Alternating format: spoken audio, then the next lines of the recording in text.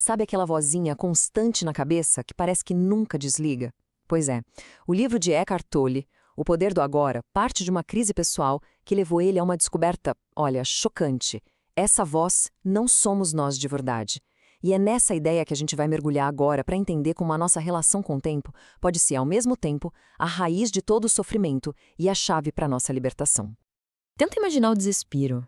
Aos 29 anos, no fundo do poço de uma depressão, Eckhart Tolle teve um pensamento que mudou absolutamente tudo na vida dele. Não consigo mais viver comigo. Pensa bem, que frase estranha, né? Quase não faz sentido.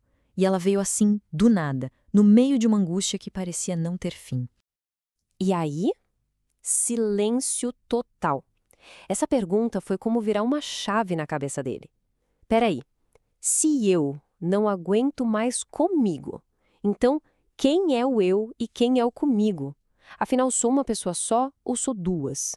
Foi uma pergunta tão maluca, tão sem lógica, que a mente dele simplesmente travou, parou de funcionar. E foi nesse exato vazio que algo completamente novo começou a nascer. Então, o que a gente percebe é que essa crise do Tolle não foi só um colapso pessoal, sabe? Foi, na verdade, a revelação de um conflito que existe dentro de todos nós. Uma mente que está o tempo todo em guerra consigo mesma. E é daí que vem, olha, boa parte da nossa ansiedade e do nosso sofrimento. Foi aí que a ficha caiu. Existiam dois eus ali naquela história.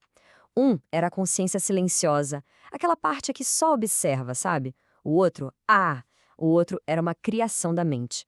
Um eu sofredor, todo construído com base em memórias do passado, medos do futuro, desejos. Basicamente, uma ficção. Uma historinha que a gente acredita ser a pura verdade. Isso leva a gente direto para o coração do problema. A mente não é só o lugar onde os pensamentos rolam soltos. Ela acaba se tornando a nossa própria prisão. Para explicar isso, o Tolle usa uma parábola que é, assim, genial. Ele diz que a maioria de nós vive como um mendigo, sem ter a menor noção do tesouro que carrega junto. Pensa só, a gente passa a vida buscando migalhas de felicidade lá fora, né? Uma curtida numa foto, aquela promoção no trabalho, a aprovação de outra pessoa. Enquanto a gente está nessa busca frenética, a gente simplesmente ignora a fonte imensa de paz e alegria que já está aqui, dentro da gente, o verdadeiro tesouro do nosso ser. E essa construção da mente, esse eu de mentira, é o que o Tolle chama de ego.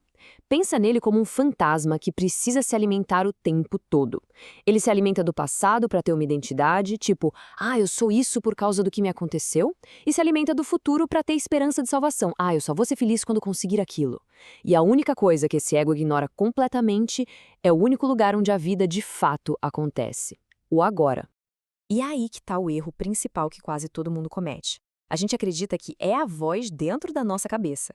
Mas o pensamento, por mais útil que ele possa ser, é só uma fasquizinha, sabe? Uma coisa pequena dentro da imensidão que é a consciência.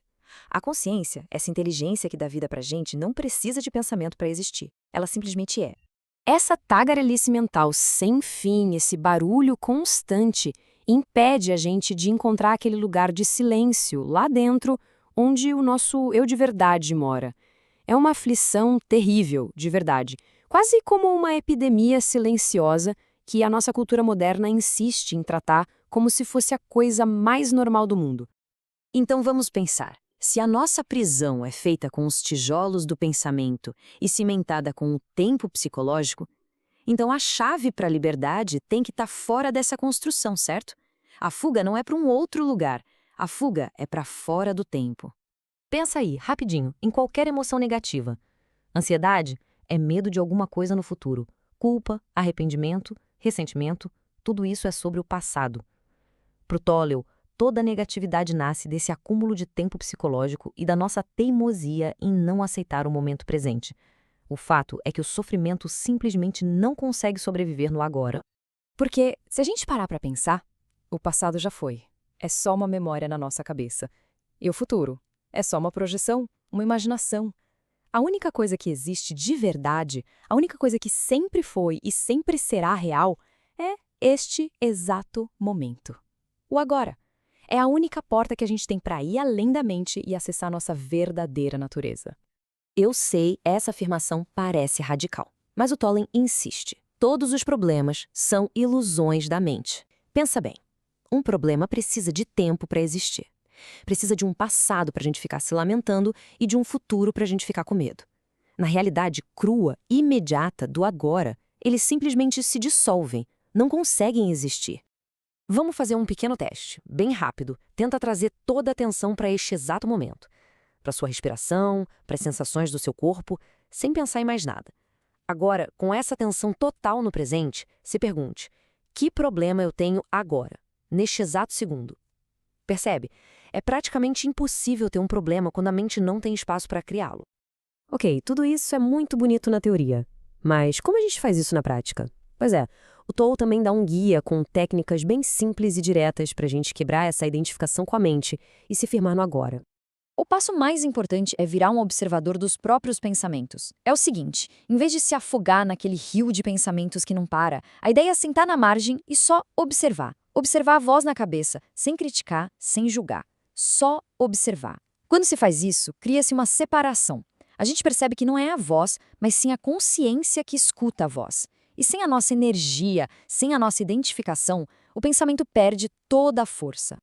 Existem outros portais bem simples para a gente voltar para o agora. Um deles é a nossa própria respiração. É só prestar atenção no ar entrando e saindo. Outro é sentir a energia que pulsa dentro do corpo. Ou olha que simples, a gente pode dar atenção total a uma atividade do dia a dia. Tipo lavar as mãos sentindo a água, o sabão, subir uma escada sentindo cada degrau. Isso transforma qualquer rotina numa meditação. E tem uma pergunta bem simples que é uma ferramenta, nossa, poderosíssima. É só se perguntar com frequência: o que está acontecendo dentro de mim neste momento? Essa pergunta é mágica, porque ela tira a nossa atenção daquelas historinhas que a mente conta e joga o foco de volta para as sensações reais, do agora, do presente. Ela nos reconecta na hora com o estado de presença. Mas então, o que é que tem do outro lado? O que existe além desse fluxo de pensamento? É importante dizer, o objetivo aqui não é destruir a mente ou parar de pensar para sempre, de jeito nenhum. A ideia é se elevar acima dela, para finalmente usar a mente como a ferramenta incrível que ela deveria ser.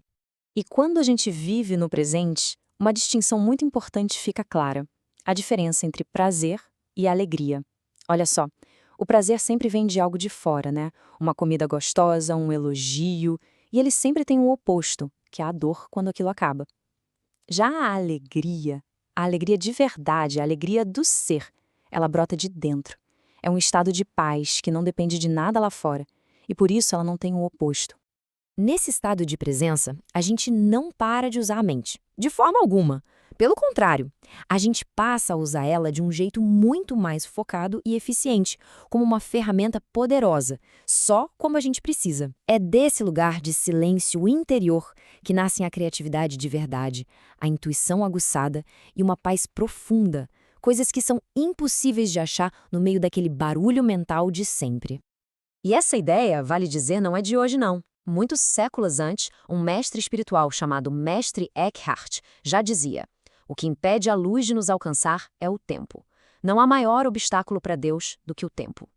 Ele pegou a essência da coisa. Fugir da tirania do tempo é fugir do sofrimento e se conectar com algo muito maior. E tudo isso nos leva a uma pergunta final, e que dá o que pensar. O Tolle sugere que essa mudança de consciência não é só uma receitinha para a felicidade individual, mas talvez um passo necessário na evolução da humanidade. Olhando para todos os desafios que o nosso mundo enfrenta hoje, será que esse despertar, essa saída do sonho do tempo, não seria a nossa única chance de sobrevivência como espécie?